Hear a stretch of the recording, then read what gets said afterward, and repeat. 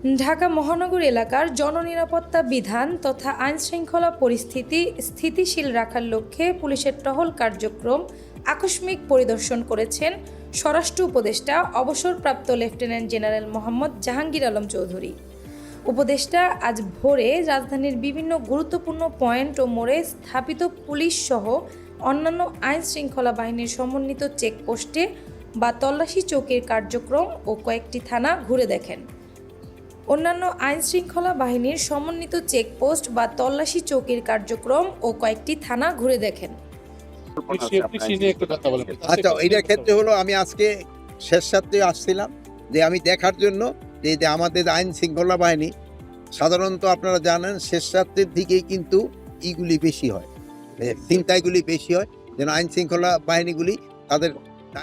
স্বরাষ্ট্র উপদেষ্টা তার বাড়িধারস্থ ডিওএইচএস এর বাসা থেকে বের হয়ে বনানী মোড়, বিজয় সরণি, মানিক মিয়া এভিনিউ, কলাবাগান, ইডেন কলেজ হয়ে নিউ মার্কেট থানা পরিদর্শন করেন। পরবর্তীতে নিউ মার্কেট থানা থেকে শাহবাগ মোড়, মৎস্য ভবন, মগবাজার, হাতিরঝিল, পুলিশ প্লাজা হয়ে গুলশান থানা ঘুরে দেখেন।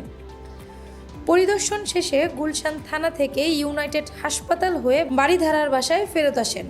পথিমধ্যে তিনি আশেপাশের কিছু অলিগলিও ঘুরে দেখেন।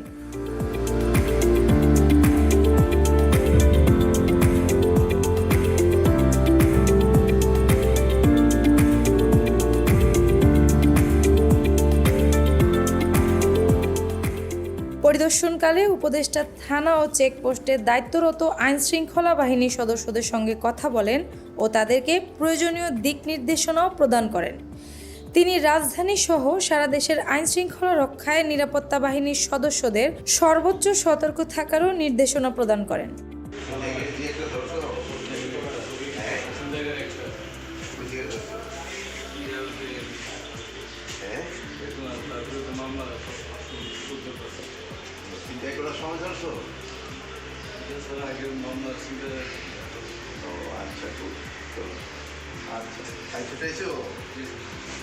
মনিরুজ্জামান তুহিনের পাণ্ডুলিপি এবং সংগৃহীত তথ্যচিত্রে অ্যানি আক্তার, বাংলা বাজার পত্রিকা, ডিজিটাল।